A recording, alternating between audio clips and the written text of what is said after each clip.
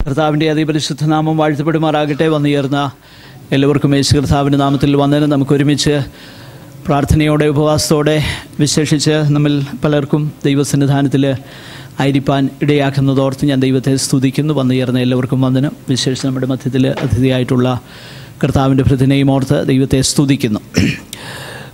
കഴിഞ്ഞ പകൽ സമയം ദൈവസന്നിധാനത്തിൽ പ്രാർത്ഥനയോടെ ദൈവവചനത്തിൻ്റെ മുൻപാകെ ദീർഘമാകുന്ന സമയമായിരിക്കാൻ ദൈവം നമുക്ക് ഇടയായി, ചുരുക്കം പേരായിട്ട്. എന്നാൽ ഈ രാത്രിയിൽ തുടർന്ന് അല്പസമയം കർത്താവിൻ്റെ വചനം നമുക്ക് ധ്യാനിക്കാം. ഈ രാത്രി സമയം ദൈവവചനത്തിൽ നിന്നും ഒരു ചെറിയ ചിന്ത, ചെറുതെങ്കിലും വളരെ പ്രാധാന്യമുള്ളതാകുന്ന ഈ ദിവസങ്ങളിൽ എൻ്റെ ഹൃദയത്തിലേക്ക് കടന്നു വന്നതും ദൈവവചന ധ്യാനത്തെങ്കിൽ അത് കൂടുതലായി അതിന്മേൽ പ്രകാശനം ലഭിച്ചതുമാകുന്ന ഒരു വിഷയം നിങ്ങളുമായി ഷെയർ ചെയ്യുവാൻ ഞാൻ ആഗ്രഹിക്കുകയാണ്. അപ്പോസ്തല പ്രവൃത്തിയിലെ ഒരു വേദഭാഗം നമുക്കൊന്ന് ശ്രദ്ധിക്കാം. അതിൻ്റെ ശേഷം മറ്റു ചില വേദഭാഗങ്ങളൂടെ ചേർത്ത് നമുക്ക് ആ കാര്യം മനസ്സിലാക്കാവുന്നതാണ്.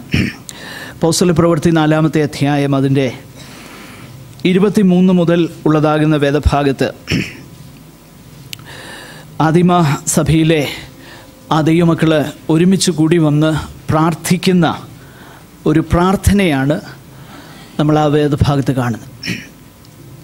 എന്നാൽ അവിടെ ഒരു പ്രത്യേക വിഷയം നിങ്ങളുടെ ശ്രദ്ധയിലേക്ക് ഞാൻ കൊണ്ടുവരുവാൻ ആഗ്രഹിക്കുകയാണ്. നമ്മുടെ വാഴ്ത്തപ്പെട്ടവനാകുന്ന കർത്താവ് ശിഷ്യന്മാരെ പ്രാർത്ഥിപ്പാൻ പഠിപ്പിച്ചപ്പോൾ അവരെ ഏതുവിധമാണ് ഞങ്ങളെ പ്രാർത്ഥിക്കാൻ പഠിപ്പിക്കണം എന്ന് പറഞ്ഞപ്പോൾ കർത്താവ് അവരെ പ്രാർത്ഥിപ്പാൻ പഠിപ്പിച്ചത്, അല്ലെങ്കിൽ പിതാവാകുന്ന ദൈവത്തെ അഡ്രസ്സ് ചെയ്യുവാൻ, പിതാവാകുന്ന ദൈവത്തെ വിളിപ്പാനായിട്ട് അവരെ പഠിപ്പിച്ചത് സ്വർഗസ്ഥനായ ഞങ്ങളുടെ പിതാവേ എന്നാണ്. സ്വർഗസ്ഥനാകുന്ന ഞങ്ങളുടെ പിതാവേ. നിശ്ചയമായിട്ടും അപ്പോസ്തലന്മാർ അതിൻ്റെ അർത്ഥ ഗാംഭീര്യം എന്തെന്ന് മനസ്സിലാക്കിയിട്ടുണ്ട്, അതിന് യാതൊരു സംശയവുമില്ല. എന്നാൽ ഈ പ്രത്യേക സന്ദർഭത്തിൽ ഇവർ ദൈവത്തെ അഭിസംബോധന ചെയ്യുന്ന ആ പദം നിങ്ങളൊന്ന് ശ്രദ്ധിച്ച് നോക്കിക്കഴിഞ്ഞാൽ മലയാളം വേദപുസ്തകത്തിൽ അത് ഒന്ന് വിശദമായിട്ടാണ് പറഞ്ഞേക്കുന്നത്, ഒന്ന് എക്സ്പാൻഡ് ചെയ്താണ് പറഞ്ഞേക്കുന്നത്.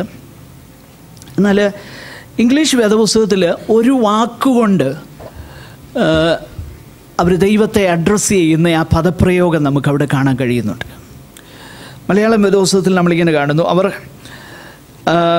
കൂട്ടാളികളുടെ അടുക്കൽ ചെന്നു, മഹാപുരോഹിതന്മാരും മൂപ്പന്മാരും തങ്ങളോട് പറഞ്ഞതെല്ലാം അറിയിച്ചു. അത് കേട്ടിട്ട് അവർ ഒരുമനപ്പെട്ട് ദൈവത്തോട് നിലവിളിച്ച് പറഞ്ഞത്, ആകാശവും ഭൂമിയും സമുദ്രവും അവയിലുള്ള സകലവും ഉണ്ടാക്കിയ നാഥനെ.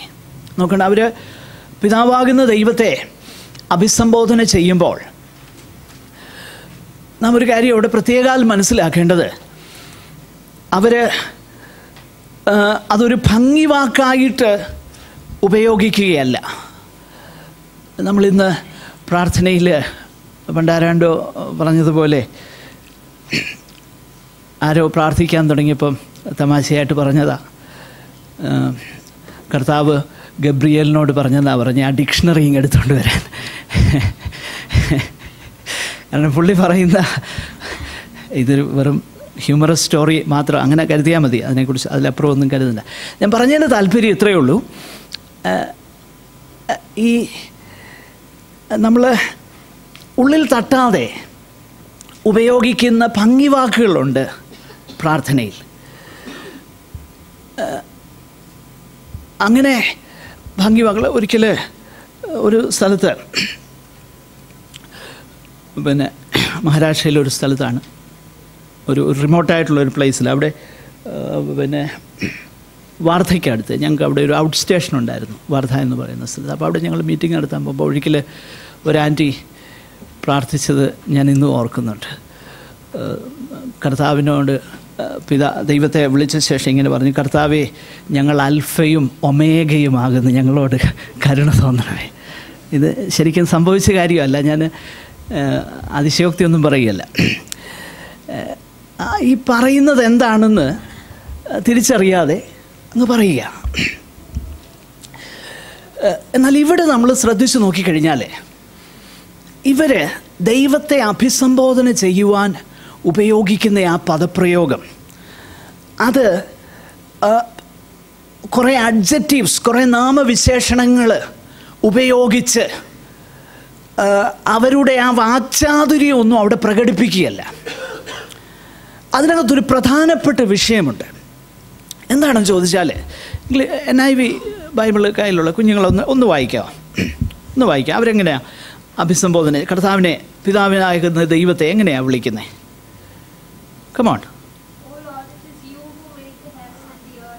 NIV ഉള്ളവരുണ്ട്. Sovereign Lord.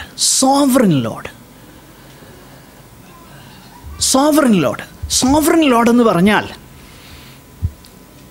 പരമാധികാരിയായ, സകലത്തെയും നിയന്ത്രിക്കുന്ന, സകലത്തിൻ്റെയും ആധാരമായിരിക്കുന്ന, സകലത്തെയും നിർമ്മിച്ചവനായിരിക്കുന്ന, സകലത്തെയും ഉണ്ടാക്കുകയും സകലത്തെയും അവിടുത്തെ ശക്തിയുള്ള വചനം കൊണ്ട് വഹിക്കുകയും ചെയ്യുന്ന സർവശക്തനാകുന്ന ധന്യനായ ഏകാധിപതിയെ സോവറിൻ എന്ന് വിളിച്ചു കഴിഞ്ഞാൽ, സോവറിൻ ലോർഡ്, ധന്യനായ ഏകാധിപതിയെ, അവിടുന്ന് മാത്രമേ ഉള്ളൂ.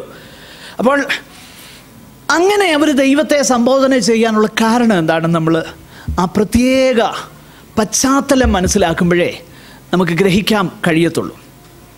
കാരണം അതിന് മുൻപിൽ നമ്മൾ കാണുന്നത്, അവർ പക്ഷപാതക്കാരനാകുന്ന ഒരുത്തനെ സുഖപ്പെടുത്തിയതുകൊണ്ട് അവർക്ക് പ്രത്യേകിച്ചൊന്നും ചെയ്യാനില്ലായിരുന്നു. കാരണം അവൻ സുഖപ്പെട്ടവനായിട്ട് അവിടെ നിൽക്കുന്നു. സംശയലേശമെന്നേ അവിടെ നിൽക്കുക. ഇന്നത്തെ പോലൊന്നുമല്ല. ഇന്നത്തെ പോലെ മുടന്ന് മാറി എന്ന് പറഞ്ഞാലും ഇങ്ങനെ മുടന്തി പോകുന്ന കാണാം. അന്ന് അങ്ങനെയല്ല, സ്പെക്ടാക്കുലറായിട്ടുള്ള മിറക്കിളാണ്. അവിടെ മുടന്തനായിട്ട് അവൻ ഇരുന്നു, അവൻ എഴുന്നേറ്റു. അപ്പം ദർ ഇസ് നോ ക്വസ്റ്റ്യൻ, അതിനകത്ത് യാതൊന്നും അവർക്ക് പറയാനില്ല. അതുകൊണ്ട് ഇവർ അപ്പോസ്തലന്മാരെ വരുത്തിയിട്ട് പറഞ്ഞു, ഇനി നിങ്ങൾ ഈ നാമത്തിലൊന്നും സംസാരിക്കരുതെന്ന് പറഞ്ഞ് തർജ്ജനം ചെയ്ത് അവരെ എന്ത് ചെയ്തു? വിട്ടയച്ചു. ഇത് തർജ്ജനം ചെയ്ത് വിട്ടയക്കാൻ അധികാരമുള്ള ഒരു സംഘമാണ് അങ്ങനെ ചെയ്തത്. യഹൂദന്മാരുടെ ഇടയിൽ അവരുടെ പരമോന്നതമാകുന്ന, നമ്മുടെ സുപ്രീം കോർട്ട് എന്നൊക്കെ പറയുന്നത് പോലെയുള്ളൊരു ബോഡിയാണ് ആ സൻഹെദ്രീൻ സംഘം. അപ്പോൾ അവരാണ് ഈ അപ്പോസ്തലന്മാരെ വരുത്തിയിട്ട് പറഞ്ഞു, ഇനി മേലാൽ ഈ നാമത്തിൽ നിങ്ങൾ സംസാരിച്ചു പോയില്ല. അങ്ങനെ അവിടെ നിന്ന് അവർ വിട്ടയക്കപ്പെട്ടപ്പോൾ അവർ തങ്ങളുടെ കൂട്ടാളികളുടെ അടുക്കൽ ചെന്നിട്ട് അവരൊരുമിച്ച് കൂടിയിരുന്ന് പ്രാർത്ഥിക്കുന്ന പ്രാർത്ഥനാവാചകമാണ് ഈ 23 മുതലുള്ള വേദഭാഗത്ത് നമ്മൾ കാണുന്നത്. അവിടെ അവർ കർത്താവിനെ അഭിസംബോധന ചെയ്യുന്നത് ഈ പദപ്രയോഗത്തിലാണ്. എന്താ? സുപ്രീം കോർട്ട് ഞങ്ങളെ ബാൻ ചെയ്തു, ഈ നാമത്തിൽ സംസാരിക്കരുത്. എന്നാൽ ഈ സുപ്രീം കോർട്ടിനേക്കാളും ഉന്നതനായി അവിടുന്ന് ഞങ്ങൾക്ക് വേണ്ടി ഉണ്ടല്ലോ എന്ന തിരിച്ചറിവിൽ നിന്നാണ് അവർ ദൈവത്തെ ഇങ്ങനെ സംബോധന ചെയ്യുന്നത്. മനസ്സിലാക്കണം, ആ തിരിച്ചറിവിലാണ് അവർ ദൈവത്തെ സോവറിൻ ലോർഡ് എന്ന് സംബോധന ചെയ്യുന്നത്. ഈ സോവറിൻ ലോർഡിൻ്റെ ആ സർവാധികാരം എന്താ? അതേതെല്ലാം തലങ്ങളിലേക്കാണ് വരുന്നത്. നമ്മളോടുള്ള ബന്ധത്തിൽ ശ്രദ്ധിച്ച് നിങ്ങൾ കേൾക്കണേ. ആ സർവാധികാരം നമ്മുടെ ജീവിതത്തിലേക്ക് വരുമ്പോൾ അത് നമ്മുടെ പ്രായോഗിക ജീവിതത്തിൽ എന്ത് ഫലങ്ങളാണ് ഉണ്ടാക്കുന്നത്? ഇത് വളരെ പ്രാധാന്യമുള്ളൊരു വിഷയമാണ്. വളരെ ലളിതമല്ല, സത്യത്തിൽ വളരെ പ്രാധാന്യമുള്ളൊരു കാര്യമാണ്. ഇവിടെ നമ്മൾ ഈ പ്രാർത്ഥനാ വാചകം താഴോട്ട് ശ്രദ്ധിച്ച് നോക്കിക്കഴിഞ്ഞാൽ അവിടെ 3 കാര്യങ്ങൾ അവർ ദൈവത്തെക്കുറിച്ച് പറയുന്നു.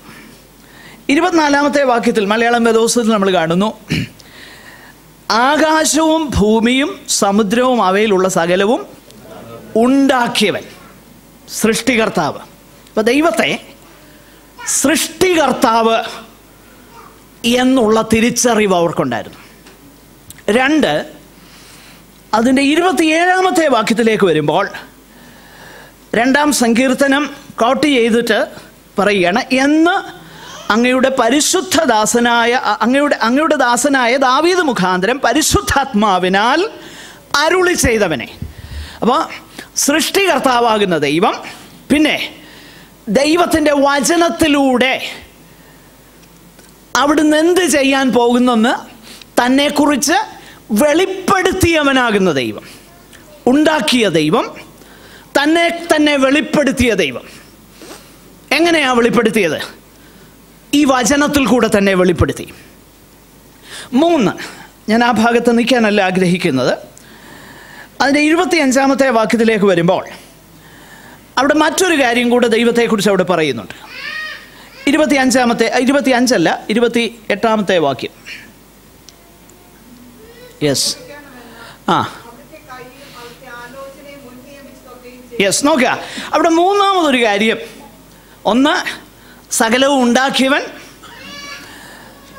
പരിശുദ്ധാത്മാവിനാൽ അരുളി ചെയ്തവൻ, 3 സകലവും സംഭവിക്കണമെന്ന് മുൻ നിയമിച്ചവൻ.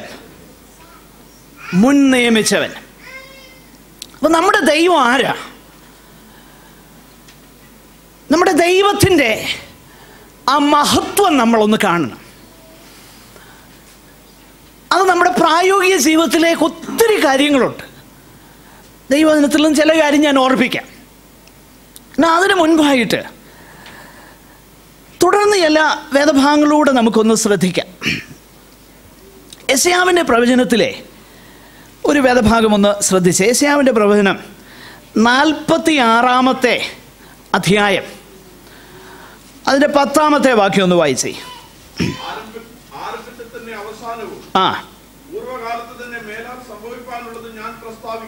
യെസ്, നോക്കുക. അവിടെ ദൈവം തന്നെക്കുറിച്ച് വെളിപ്പെടുത്തിയേക്കുന്നത് എന്താ? ആരംഭത്തിൽ തന്നെ അവസാനവും പൂർവകാലത്ത് തന്നെ മേലാൽ സംഭവിപ്പാനുള്ളതും ഞാൻ പ്രസ്താവിക്കുന്നു. അടുത്തത്, എൻ്റെ ആലോചന നിവൃത്തിയാകും. അപ്പോൾ സംഭവിക്കുന്നതിന് മുൻപേ സംഭവിക്കുവാൻ പോകുന്നതിനെ കുറിച്ച് പറയുകയും അത് സംഭവിപ്പിക്കുകയും ചെയ്യുന്നയാൾ. കഴിഞ്ഞ ആഴ്ച നമ്മൾ കേട്ടതുപോലെ ആലോചന പറഞ്ഞു, പക്ഷേ സാത്താൻ എന്ത് ചെയ്തു? അട്ടിമറിച്ചു. അപ്പൊ ദൈവം പറഞ്ഞത് അട്ടിമറിക്കാൻ പിശാചിന് പറ്റുമോ? ഇന്നങ്ങനെ പലരും പറയുന്നേ, അവർ പറഞ്ഞു ഒത്തു വന്നില്ലെങ്കിൽ. എൻ്റെ പ്രിയപ്പെട്ടവരെ, ദൈവം ഇവിടെ എന്താ പറയുന്നേ?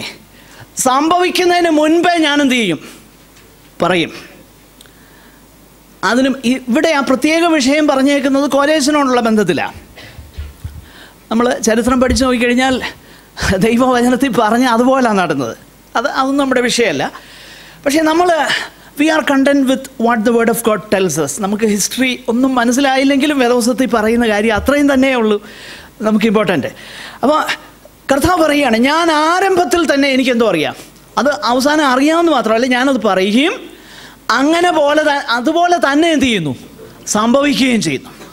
ഇനി വേറൊരു വാക്യം കൂടെ നമുക്കൊന്ന് ശ്രദ്ധിക്കാം. ദാനിയേലിൻ്റെ പ്രവചനം 4-ാം അധ്യായം, അതിൻ്റെ 35-ാമത്തെ വാക്യം ഒന്ന് ശ്രദ്ധിച്ചേ.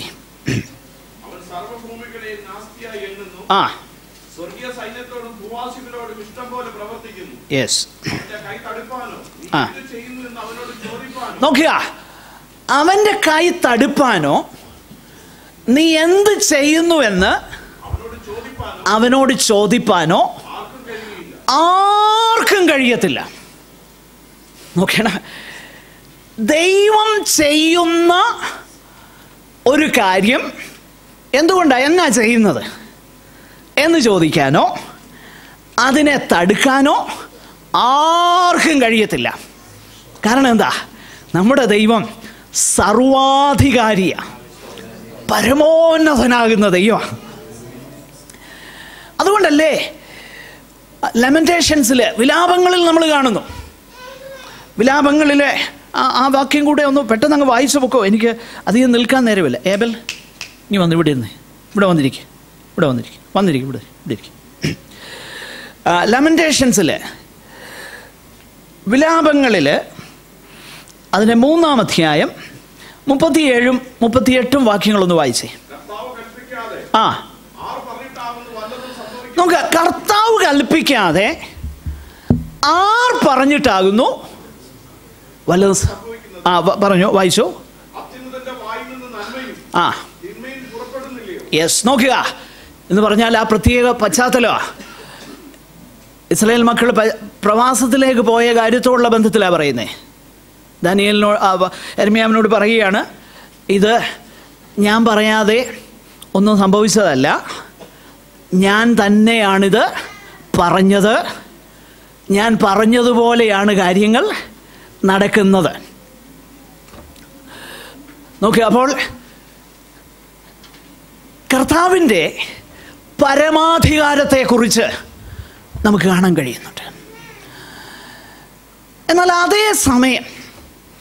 അതേസമയം ഞാനതിൻ്റെ ഒരു മറുവശത്തേക്ക് വന്നിട്ട് ഈ പറഞ്ഞ വിഷയത്തിലേക്ക് ഞാൻ മടങ്ങി വരാം. ഈ പിശാചിനെ കുറിച്ച് വേദപുസ്തകം പറഞ്ഞേക്കുന്ന ചില പ്രസ്താവങ്ങളൂടെ ഞാനൊന്ന് ചൂണ്ടിക്കാണിച്ചിട്ട് നമുക്കതൊന്ന് ചിന്തിക്കാം ഒരുമിച്ച്. നമ്മൾ യോഹന്നാൻ്റെ സുവിശേഷം ശ്രദ്ധിച്ച് നോക്കിക്കഴിഞ്ഞാൽ, യോഹന്നാൻ്റെ സുവിശേഷം 12:31, 14:30, 16:11, അല്ല 12:31 മാത്രം വേണമെങ്കിൽ ഒന്ന് വായിച്ചു. 12:31, യോഹന്നാൻ 12.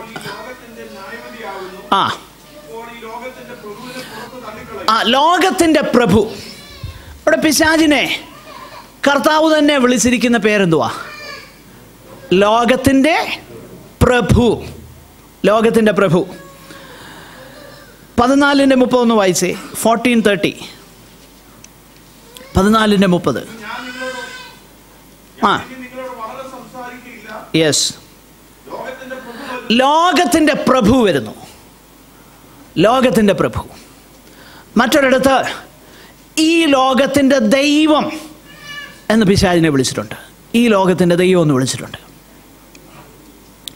ഞാൻ ഈ കാര്യം പ്രത്യേകിച്ച് പറയാനൊരു കാര്യമുണ്ട്.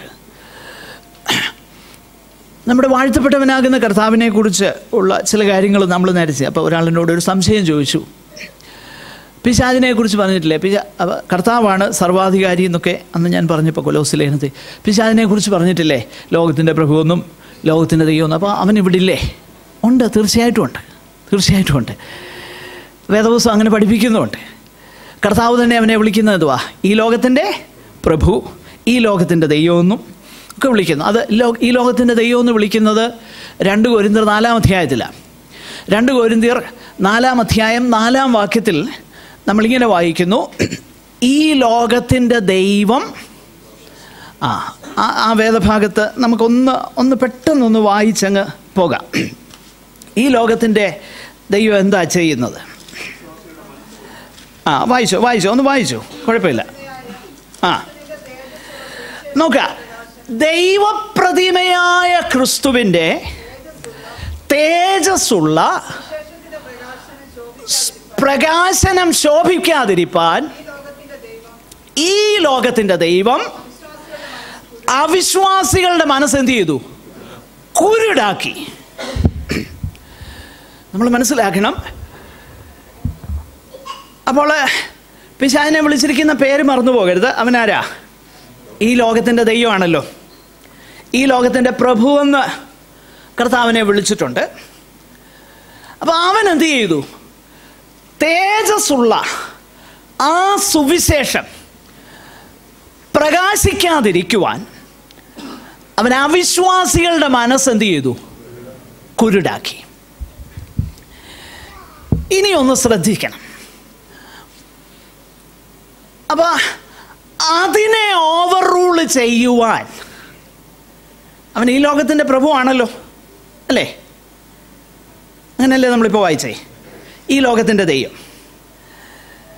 അപ്പൊ അവൻ്റെ ആ കുരുടാക്കി വെച്ചിരിക്കുന്ന അവിശ്വാസി, നമ്മളെല്ലാം അവിശ്വാസികളായിരുന്നല്ലോ. വീണ്ടും ജനിച്ചവരെല്ലാം അവിശ്വാസികളായിരുന്നു.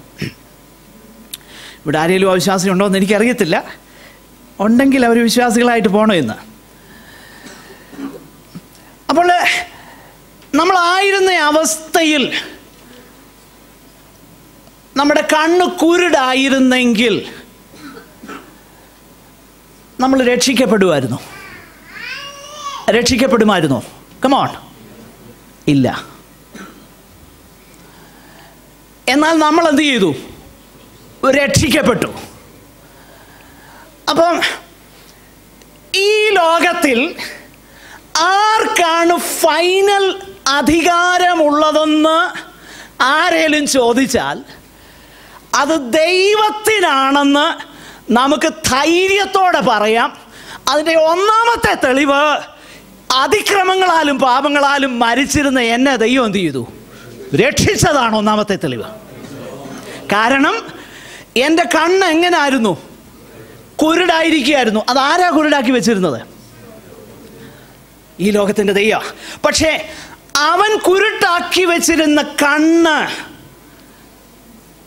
ആ കുരുട്ടായിരുന്ന കണ്ണ് തുറപ്പിക്കാൻ ശക്തിയുള്ളതായിരുന്നു സുവിശേഷം, ദൈവത്തിൻ്റെ സുവിശേഷം.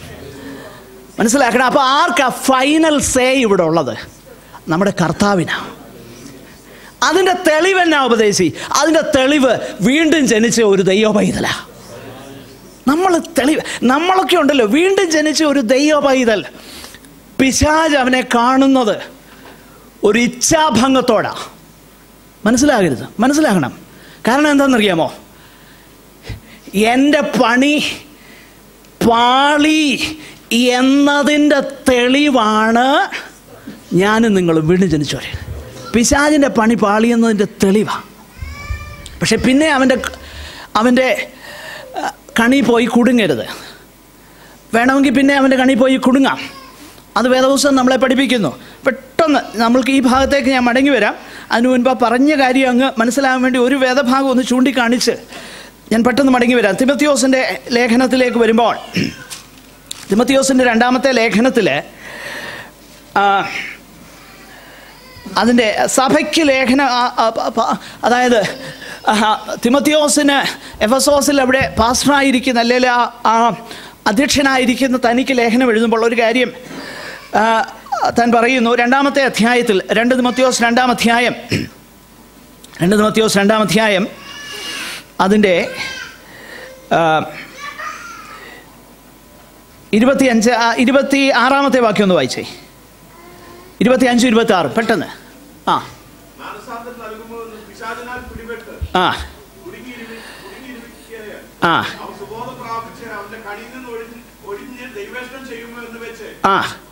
അപ്പൊ നോക്കുക, ഇത്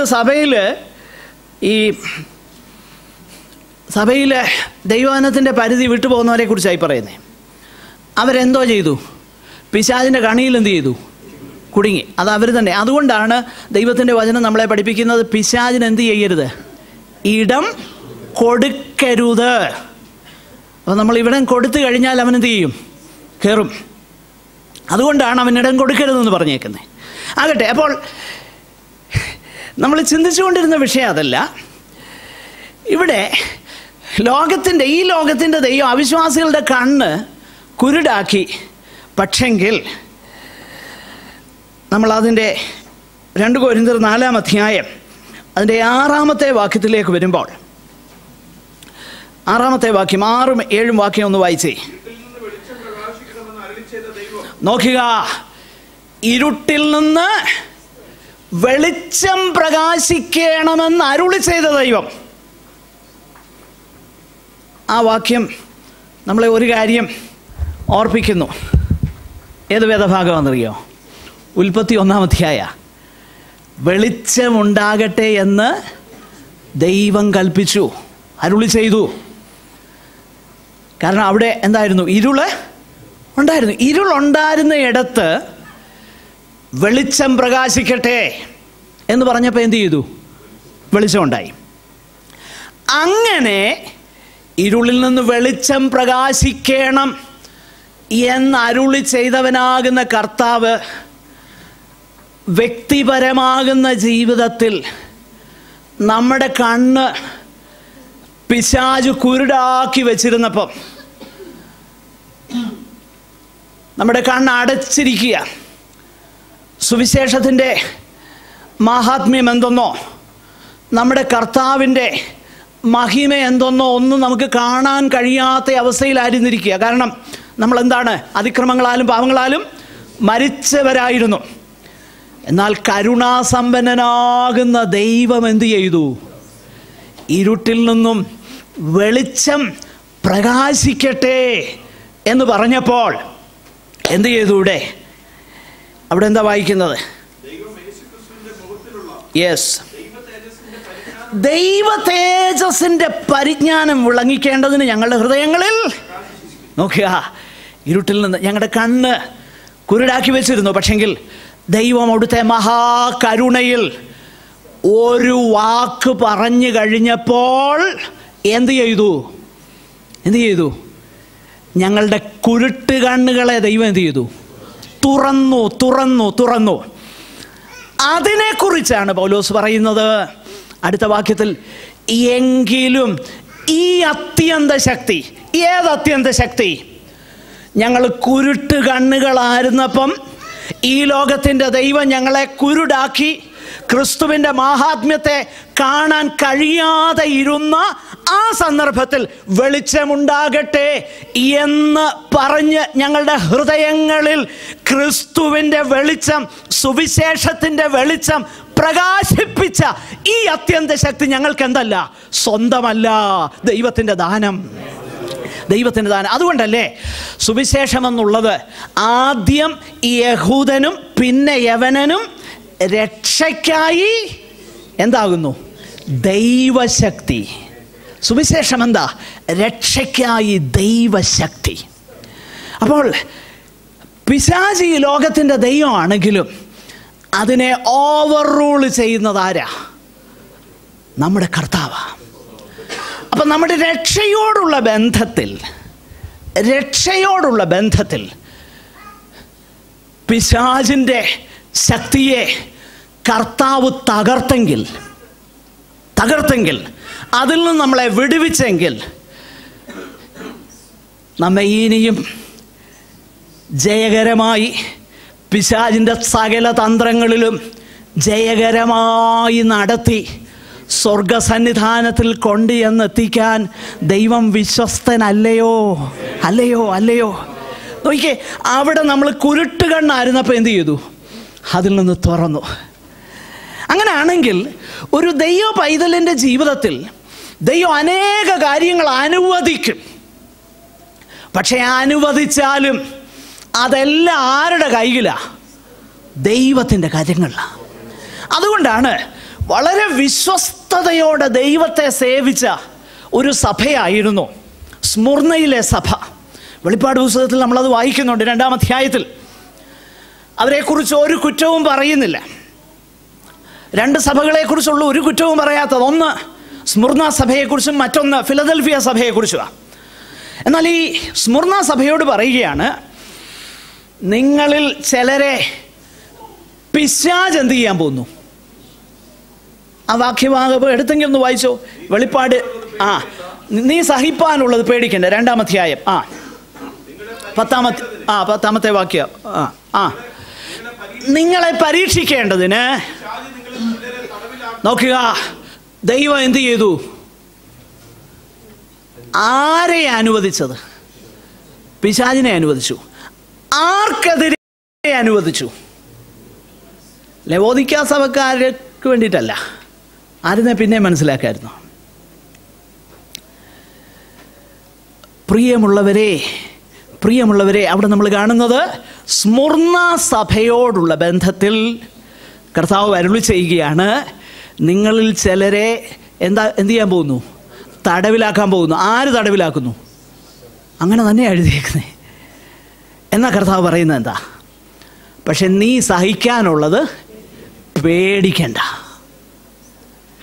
എൻ്റെ പ്രിയരെ, നമ്മുടെ കർത്താവ് സകലത്തിലും സർവാധികാരിയാ. രോഗത്തിലും കർത്താവ് സർവാധികാരിയാ. പീഡനം വന്നാലും അതിലും സർവാധികാരിയാ. മരണം വന്നാൽ അതിലും നമ്മുടെ കർത്താവ് സർവാധികാരിയാ. ഇത് നമ്മൾ മറന്നു പോകരുത്.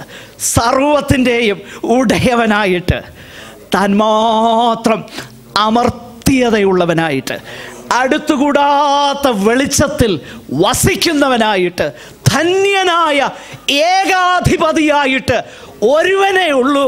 അത് നമ്മൾ സേവിക്കുന്ന കർത്താവാണ്. നമ്മുടെ ദൈവം ആരാണെന്നുള്ള ആ കാഴ്ചപ്പാട് നമ്മുടെ ഹൃദയത്തിലോട്ടൊന്ന് വരണം. നമ്മുടെ കർത്താവ് ആരാണെന്നുള്ളത് നമ്മൾ മനസ്സിലാക്കണം. അപ്പോൾ കർത്താവ് ചില സന്ദർഭങ്ങളിൽ തൻ്റെ ഏറ്റവും ചോയ്സസ്റ്റ് ആയിട്ടുള്ള, ഏറ്റവും തൻ്റെ ഡിയറായിട്ടുള്ള തൻ്റെ ഭക്തന്മാരെ അങ്ങനെയുള്ള അനുഭവത്തിൽ കൂടെ കടത്തി വിടും എന്നുള്ളത് നമ്മൾ മനസ്സിലാക്കണം. പക്ഷേ അവിടെയും കർത്താവ് ആരാ? പരമാധികാരിയാ, ധന്യനാകുന്ന ഏകാധിപതിയാ. അവിടുന്ന് വായിക്കുന്നത്, മരണപര്യന്തം വിശ്വസ്തനായിരിക്കെ ഞാൻ നിനക്ക് എന്ത് ചെയ്യും? ജീവകിരീടം തരും എന്ന് പറഞ്ഞു കഴിഞ്ഞാൽ, ഏത് ലക്ഷ്യത്തോടെ ആ സ്മുർന്ന സഭക്കാരെ ഉപദ്രവിക്കാൻ പിശാച് പദ്ധതിയിട്ടോ ആ ലക്ഷ്യം അവന് സാധിക്കുകയില്ലെന്ന് ദൈവത്തിന് നന്നായിട്ട് അറിയാം. അതുകൊണ്ടാണ് അവരുടെ ജീവിതത്തിൽ അത് അനുവദിച്ചത്. അതുകൊണ്ട് ദൈവമക്കൾ ഒരു കാര്യം മനസ്സിലാക്കണം, നമ്മുടെ ജീവിതത്തിൽ വരുന്ന ക്ലേശങ്ങൾ പിശാചിൽ നിന്ന് നേരിട്ട് വരട്ടെ, മറ്റുള്ളവരിൽ നിന്ന് വരട്ടെ, സാഹചര്യങ്ങളിൽ നിന്ന് വരട്ടെ, എന്തുമാകട്ടെ, ദൈവ പൈതലിന് പേടിക്കേണ്ട കാര്യമില്ല. നമ്മുടെ കർത്താവ് പിശാചിൻ്റെ മുകളിലുള്ളവനാണ്. അവിടുന്ന് രാജാധിരാജാവും കർത്താധികർത്താവുമാണ്. ഈ ഒരു ബോധ്യം ദൈവജനത്തിന് എപ്പോഴും ഉണ്ടാകണം. ആ ഒരു ബോധ്യമുണ്ടെങ്കിലേ നമുക്ക് നമ്മുടെ ജീവിതത്തിൻ്റെ സാഹചര്യങ്ങളിൽ സന്തോഷത്തോടെ ദൈവത്തെ മഹത്വപ്പെടുത്താനായിട്ട് കഴിയത്തുള്ളൂ. പിശാച് എത്രയോ ഭക്തന്മാരുടെ ജീവിതത്തിൽ എന്തെല്ലാം പ്രതികൂല അവസ്ഥകൾ സൃഷ്ടിച്ചു. പഴയ നിയമത്തിൽ നമ്മൾ വായിക്കുന്നത്, യോബിനെക്കുറിച്ച് അങ്ങനെ വായിക്കുന്നുണ്ട്. യോബിനെക്കുറിച്ച് പിശാചാണ് അത് ചെയ്തതെന്ന് വളരെ വ്യക്തമായിട്ട് 1-2 അധ്യായങ്ങളിൽ നമ്മൾ കാണുന്നെങ്കിൽ, അതിൻ്റെ 2-ാം അധ്യായം 10-ാം വാക്യത്തിൽ നമ്മളിങ്ങനെയാണ് വായിക്കുന്നത്, യഹോവ തന്നു, യഹോവ എടുത്തു, അവിടുത്തെ നാമം. യോബിനെ സംബന്ധിച്ചിടത്തോളം ആരാ തന്നത്? ദൈവം. ആരാ എടുത്തത്? ദൈവം. അപ്പോൾ ദൈവഭക്തനെ സംബന്ധിച്ചിടത്തോളം അവൻ്റെ ജീവിതത്തിൽ സംഭവിക്കുന്ന സകല കാര്യങ്ങളുടെയും ഉത്തരവാദി ആരാണെന്നറിയാമോ? ദൈവം. അതുകൊണ്ടാണ് അതിൻ്റെ അവസാന അധ്യായത്തിലേക്ക് നമ്മൾ വരുമ്പോൾ, 42-ാമത്തെ അധ്യായം അതിൻ്റെ 11-ാമത്തെ വാക്യത്തിലാണെന്ന് തോന്നുന്നു, യഹോവ അവന് വരുത്തിയ സകല അനർത്ഥത്തെയും കുറിച്ച്. അപ്പോൾ ആരാ? പക്ഷേ സത്യത്തിൽ ആരാ ഇവിടെ കൊണ്ടുവന്നത്? പിശാച. പക്ഷേ ദൈവത്തിൻ്റെ വചനം എന്താ പറയുന്നത്? യഹോവ വരുത്തിയ അനർത്ഥം. അപ്പോൾ ആരാണ് സോവറിൻ? ആരാണ് പരമാധികാരി? നമ്മുടെ ദൈവമാണ്. ഞാൻ ഈ ഉദാഹരണങ്ങൾ എടുത്ത് കാണിക്കുന്നത് ഇതിനു വേണ്ടിയാണ്, പ്രിയമുള്ളവരെ. അതുകൊണ്ടല്ലേ മോശ പറഞ്ഞു, ഞാൻ തടിച്ച നാവുള്ളവനാ, അതുകൊണ്ട് എന്നെക്കൊണ്ട് ഇതിന് കൊള്ളുകയില്ല, വേറൊരുത്തനെ അങ്ങ് അയക്കണം. ദൈവത്തിന് ചെയ്തുകൂടായിരുന്നോ? അവൻ്റെ തടിച്ച നാവങ്ങ് മാറ്റിയേ പോലായിരുന്നു. പക്ഷെ ദൈവം എന്താ അവിടെ പറയുന്നേ? ദൈവം പറയുന്നത് എന്താ? മനുഷ്യന്, താങ്ക് യു ബ്രദർ, റെഫറൻസ് എടുത്ത് വായിച്ചില്ലേ? മനുഷ്യന് വായ് കൊടുത്തത് ആർ? ഊമനെയും ചെകിടനെയും കാഴ്ചയുള്ളവനെയും ഉണ്ടാക്കിയതാർ. യഹോവയാകുന്ന ഞാനല്ലയോ? ഇതിൽ കൂടുതൽ ക്ലിയർ വാക്യം എവിടെയാണ് നമുക്ക് വേണ്ടത്? നമ്മുടെ ചിന്ത എന്നാണെന്നറിയാമോ? ഇതൊന്നും കർത്താവ് അറിയാതെ ഈ ദൈവത്തിൻ്റെ പദ്ധതിയെല്ലാം ഇങ്ങനെ പിശാച് ഇങ്ങനെ പരാജയപ്പെടുത്തിക്കൊണ്ടിരിക്കും. പിന്നെ ദൈവം വേറൊരു വഴി നോക്കും. അങ്ങനൊന്നും അല്ലെന്നേ, അങ്ങനൊന്നും അല്ല. നമ്മൾ വായിച്ചത് എന്താ? നമ്മൾ വായിച്ച ആ കുറിവാക്യത്തിൽ ഒരു വാക്യം നിങ്ങൾ ശ്രദ്ധിച്ചോ എന്ന് എനിക്കറിയത്തില്ല. അപ്പോസ്തല പ്രവൃത്തി അതിൻ്റെ 4-ാം അധ്യായത്തിൽ നമ്മൾ വായിച്ചതാകുന്ന ആ ഭാഗത്ത് എനിക്ക് തോന്നുന്നത് 32-ാമത്തെ വാക്യത്തില പീലാത്തോസും എല്ലാവരും കൂടി കർത്താവിനെ എന്ത് ചെയ്തു? ക്രൂശിച്ചു. പക്ഷെങ്കിൽ ആത്യന്തികമായിട്ട് അതിൻ്റെ സകല കൺട്രോളും ആരുടെ കയ്യിലാണ്? അതിൻ്റെ 27-ാമത്തെ വാക്യത്തിൽ നമ്മളിങ്ങനെ വായിക്കുന്നു, 27-28 വാക്യങ്ങൾ. അരുളി ചെയ്ത് നീ അഭിഷേകം ചെയ്ത യേശു എന്ന അങ്ങയുടെ ദാസന്, അങ്ങയുടെ പരിശുദ്ധ ദാസന് വിരോധമായി ഹെരോദാവും പൊന്തിയാസ് പിലാത്തോസും ജാതികളും ഇസ്രായേൽ ജനവുമായി ഈ നഗരത്തിൽ ഒന്നിച്ചുകൂടി സംഭവിക്കണമെന്ന് അങ്ങയുടെ കൈയും ആലോചനയും മുൻ നിയമിച്ചതൊക്കെയും അവർ ചെയ്തു. പക്ഷേ ആരാണ് സംഭവിക്കണമെന്ന് മുൻ നിയമിച്ചത്? ദൈവം. ദൈവം. എൻ്റെ പ്രിയരെ, ഇത് മുൻ നിയമിക്കുന്ന, സംഭവിക്കുന്നതിന് മുൻപേ സംഭവിക്കുമെന്ന് പറയുന്ന, സകലത്തെയും നിയന്ത്രിക്കുന്ന സർവശക്തനാകുന്ന ദൈവത്തെ അബ്ബാ പിതാവേ എന്ന് വിളിക്കാൻ തക്കവണ്ണം ദൈവം നമ്മുടെ കണ്ണു തുറന്നെങ്കിൽ ആ പിതാവ് ഇന്നും ശക്തിയുള്ളവനാ. ആ പിതാവിൻ്റെ കരങ്ങളിൽ നമ്മളായിരിക്കുന്നു എന്ന ബോധം നമുക്കുണ്ടാകണം. ഞാൻ അവയ്ക്ക് നിത്യജീവൻ കൊടുക്കുന്നു, അവ എൻ്റെ കരങ്ങളിൽ ഇരിക്കുന്നു. ആരും അവയെ എന്ത് ചെയ്യുന്നില്ല? പിടിച്ചു പറിക്കാൻ കഴിയത്തില്ല. ആർക്കും പിടിച്ചു പറിക്കാൻ കഴിയത്തില്ല. ദൈവത്തിൻ്റെ അറിവും അനുവാദവും ഇല്ലാതെ യാതൊന്നും സംഭവിക്കും. ജീവിതത്തിൽ നേരിടുന്ന സകല കാര്യങ്ങളിലും ദൈവത്തിൻ്റെ കൺട്രോൾ നമുക്കുണ്ട്. എന്തിനേറെ ദൈവഭക്തിയോടെ ജീവിപ്പാൻ ആഗ്രഹിക്കുന്ന ഒരു ഭക്തൻ, അവൻ പാപത്തിലോട്ട് വഴുതി വീഴാൻ സാധ്യതയുണ്ടെങ്കിൽ അത് മുൻകൂട്ടി കണ്ട് അവനെ അതിൽ നിന്നും ജയകരമായി വിടുവിപ്പാൻ പദ്ധതി ഒരുക്കുന്നവനാണ് നമ്മുടെ കർത്താവ്. എന്തുകൊണ്ടാണ് ഞാനത് പറയുന്നത്? ശിമോൻ പത്രോസിനോട്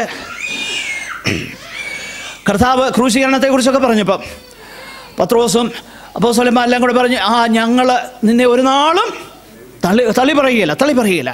ഇത് പറഞ്ഞപ്പം കർത്താവിനോട് പറഞ്ഞ് ലൂക്കോസിൻ്റെ സുവിശേഷത്തിൽ ഇങ്ങനെയാ നമ്മൾ വായിക്കുന്നേ, സാത്താൻ നിങ്ങളെ കോതമ്പ് പോലെ പാറ്റേണ്ടതിന് എന്തോ ചോദിച്ചു. ആ വാക്യഭാഗങ്ങളൊക്കെ വായിച്ച് നമ്മളങ്ങ് സന്തോഷിക്കണം. എന്നാ സാത്താൻ നമ്മളെ കോതമ്പ് പോലെ പാറ്റാൻ ആരനുവദിക്കണം? ദൈവം അനുവദിക്കണം. അങ്ങനെ അനുവാദം ചോദിച്ചു. പക്ഷെ ഞാനെന്ത് ചെയ്തില്ല? നിൻ്റെ വിശ്വാസം പോയി പോകാതിരിപ്പാൻ നിനക്ക് വേണ്ടി അപേക്ഷിച്ചു. അത് മനസ്സിലാക്കണം. നിന്നെ പാറ്റുകയല്ലെന്നല്ല പറഞ്ഞേ, പാറ്റും. പക്ഷെങ്കിൽ നിൻ്റെ വിശ്വാസം നോക്കിയേ. അപ്പം നമ്മുടെ ജീവിതത്തിൽ സംഭവിക്കാൻ പോകുന്ന ഒരു കാര്യത്തിൽ നമ്മുടെ വിശ്വാസം പോയി പോകാതിരിപ്പാൻ, സഹിപ്പാൻ കഴിയുന്നതിനു മീതെ പരീക്ഷയെ അനുവദിക്കാതെ അതിൽ കൂടെ ഒരു പോക്കുവഴി ഉണ്ടാക്കുന്നത് കൊണ്ടാണ് ഞാനും നിങ്ങളുമൊക്കെ ഇന്ന് നിലനിൽക്കുന്നത്. നമ്മുടെ ദൈവം സോവറിനാണ്. നമ്മുടെ ദൈവം സർവാധികാരിയാണ്. ഈ സർവാധികാരിയാകുന്ന ദൈവം, നമ്മുടെ ദൈവം സകലത്തെയും നിയന്ത്രിക്കുമെന്നവനാകൊണ്ട് ഇതൊക്കെ നമുക്ക് സന്തോഷം തരുന്ന ഒരു കാര്യമാണ്. എന്നാൽ ഇത് നമ്മുടെ ജീവിതത്തിൽ ചില ഉത്തരവാദിത്തങ്ങൾ തരും.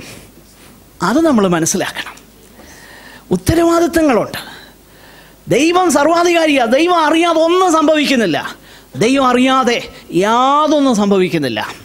അത് നമുക്ക് സന്തോഷമാണ്, അത് നമുക്ക് ധൈര്യമാണ്.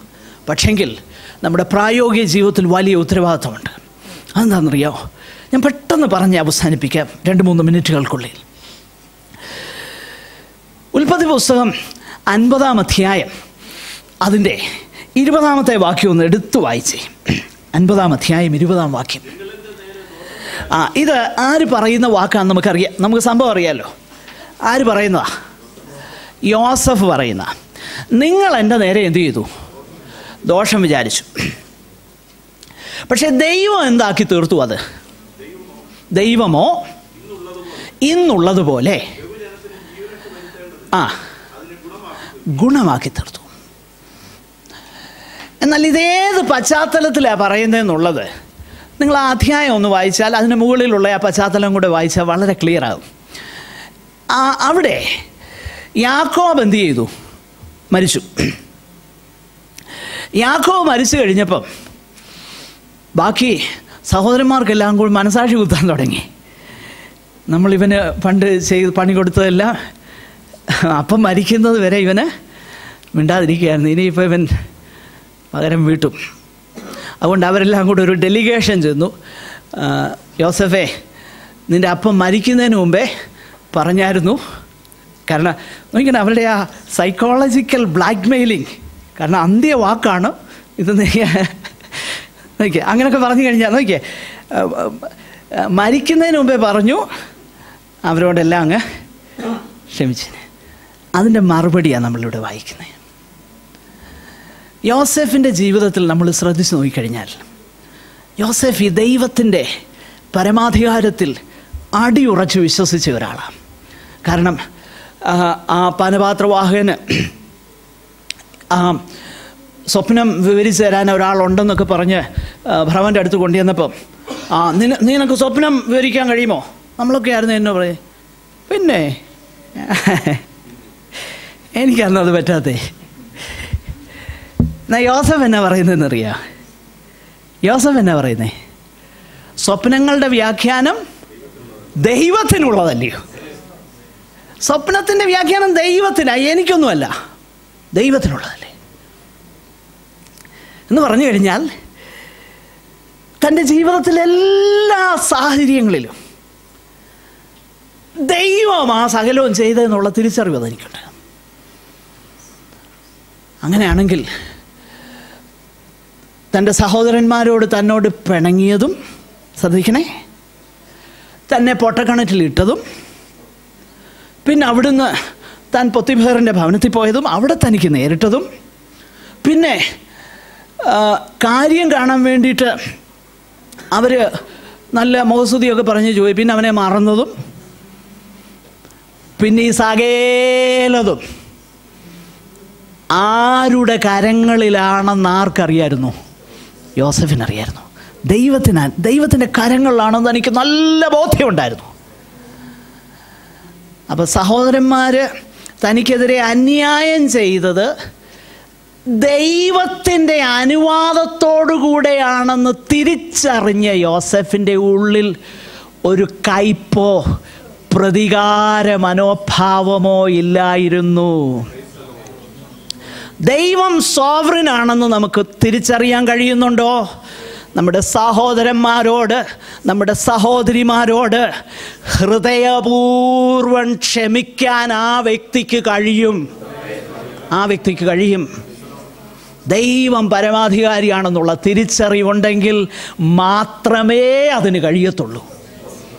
പ്രിയമുള്ളവരെ, ദൈവം അറിയാതെയും അനുവദിക്കാതെയുമല്ല ഇന്നതൊക്കെ സംഭവിച്ചത്, ഇന്നതൊക്കെ എന്നെക്കുറിച്ച് പറഞ്ഞത്, എന്നെക്കുറിച്ച് അങ്ങനെ പറയാനിടയായതും ദൈവത്തിനറിയാമായിരുന്നല്ലോ.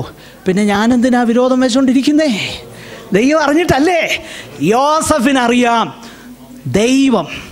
ദൈവമായി ഇത് ചെയ്തത്. അതുകൊണ്ട് നിങ്ങൾ എന്ത് ചെയ്യണ്ട, നിങ്ങളതിനെക്കുറിച്ച് ഭാരപ്പെടുകയേ വേണ്ട.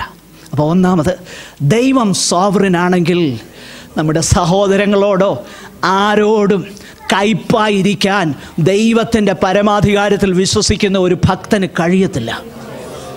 ഒന്നാമത്തെ കാര്യം. 2, ദൈവം സോവറിനാണെങ്കിൽ നമ്മുടെ ഏത് ജീവിത സാഹചര്യങ്ങളിലും തൃപ്തിയോടെ ജീവിപ്പാൻ ഒരു ഭക്തന് കഴിയും. അത് പൗലോസിൻ്റെ ജീവിതത്തിൽ വളരെ ഇലുസ്ട്രേറ്റ് ചെയ്യുന്നുണ്ട്. സമയമില്ലാത്തതുകൊണ്ട് ഞാനങ്ങ് പറഞ്ഞു വിടാം. നമുക്കറിയാവുന്ന കാര്യമാണ്. ഫിലിപ്പി ലേഖനത്തിൽ നമ്മൾ കാണുന്നത് ഇങ്ങനെ: എനിക്ക് സമൃദ്ധിയിലിരിക്കാൻ അറിയാം, താഴ്മയിലിരിക്കാൻ അറിയാം, വിശന്നിരിക്കാൻ അറിയാം, എല്ലാം എനിക്കറിയാം, അതിനെല്ലാം ഞാൻ പഠിച്ചിട്ടുണ്ട്. എന്നിട്ട് പറയാ, എന്നെ ശക്തനാക്കുന്നവൻ മുഖാന്തരം ഞാൻ സകലത്തിനും മതിയാകുന്നു. നോക്കിയേ, എന്നെ ശക്തനാക്കുന്നവൻ മുഖാന്തരം എൻ്റെ സർവശക്തനാകുന്ന കർത്താവ് എൻ്റെ എല്ലാ ജീവിത സാഹചര്യത്തിലും എനിക്ക് തൃപ്തിയോടെ ജീവിപ്പാൻ കഴിയും. പ്രിയമുള്ളവരെ, സംതൃപ്തി ജീവിതത്തിൽ ഇല്ലയോ? അത്യാഗ്രഹം നമ്മുടെ മനസ്സിലുണ്ടോ? എന്നാൽ ദൈവത്തിൻ്റെ പരമാധികാരത്തെക്കുറിച്ചുള്ള ഒരു പുതിയ വെളിപ്പാട് നമുക്ക് ആവശ്യമാണ്. ദൈവത്തിൻ്റെ പരമാധികാരത്തെക്കുറിച്ച് നമ്മുടെ ആ അവസ്ഥകളിൽ, ദൈവം നമ്മെ കടത്തിവിടുന്ന അവസ്ഥകളിൽ തൃപ്തിയോടെ ദൈവത്തെ സേവിപ്പാൻ നമുക്ക് കഴിയണമെങ്കിൽ ദൈവത്തിൻ്റെ പരമാധികാരത്തെക്കുറിച്ചുള്ള തിരിച്ചറിവുണ്ടാകണം. 3, റോമാലേഖനത്തിൻ്റെ അവസാന ഭാഗത്ത് നമ്മൾ കാണുന്നു, ദൈവം പരമാധികാരിയല്ലേ. ഹല്ലേലൂയ. സ്വന്തം പുത്രനെ ആദരിക്കാതെ നമുക്കെല്ലാവർക്കും വേണ്ടി ഏൽപ്പിച്ചു തന്നവൻ അതോടുകൂടി സകലവും നമുക്ക് നൽകാതിരിക്കുമോ എന്ന് വന്നിട്ട് താഴോട്ട് പറഞ്ഞ്, ദൈവം നീതീകരിച്ചവനെ ആർ കുറ്റം വിധിക്കും എന്നൊക്കെ പറഞ്ഞു വന്ന്, നിന്റെ നിമിത്തം ഞങ്ങളെ അറുപ്പാനുള്ള ആടുകളെ പോലെ എണ്ണുകയാ, എങ്കിലും ഇതിലൊക്കെയും ഞങ്ങൾ പൂർണ്ണ ജയം പ്രാപിക്കുന്നു. എന്നിട്ട് പൗലോസ് പറയുകയാണ്, ഒരു വലിയ ലിസ്റ്റ് കൊടുത്തിട്ട് മരണത്തിനോ ആഴത്തിനോ ഇപ്പോഴുള്ളതിനോ വരുവാനുള്ള ഇതെല്ലാം പറഞ്ഞേച്ച് പറയുകയാണ്, ഇതിനൊന്നിനും തന്നെ ക്രിസ്തുവേശുവിലുള്ള ദൈവസ്നേഹത്തിൽ നിന്ന് ഞങ്ങളെ വേർതിരിപ്പാൻ കഴിയത്തില്ല. നമ്മുടെ ദൈവമാരാ? ഈ ഒരു തിരിച്ചറിവ് നമുക്കുണ്ടാകട്ടെ. സകലത്തെയും ഉണ്ടാക്കിയ, തന്നെക്കുറിച്ച് വെളിപ്പാട് തന്ന, തൻ്റെ കൈയും ആലോചനയാലും സംഭവിക്കണമെന്ന് നേരത്തെ തന്നെ മുൻകൂട്ടി നിശ്ചയിച്ച് സംഭവിക്കണമെന്ന് ഉറപ്പിച്ചവനാകുന്ന. ഇനി ഒരു കാര്യം കൂടെ പറയാം, ലോകസ്ഥാപനത്തിൻ്റെ മുൻപ് തന്നെ എന്നെയും നിങ്ങളെയും ക്രിസ്തുവേശുവിൽ തിരഞ്ഞെടുത്ത ദൈവം. സ്തോത്രം. ആ ദൈവത്തിൽ നമുക്ക് ചാരാം, ആ ദൈവത്തിൽ നമുക്ക് ആശ്രയിക്കാം. കർത്താവ് ഈ വചനങ്ങളാൽ നമ്മെ അനുഗ്രഹിക്കട്ടെ. നമുക്ക് പ്രാർത്ഥിക്കാം. കർത്താവിൻ്റെ ഭൃത്യൻ ഇപ്പോൾ പ്രാർത്ഥിച്ച് അവസാനിപ്പിക്കാം.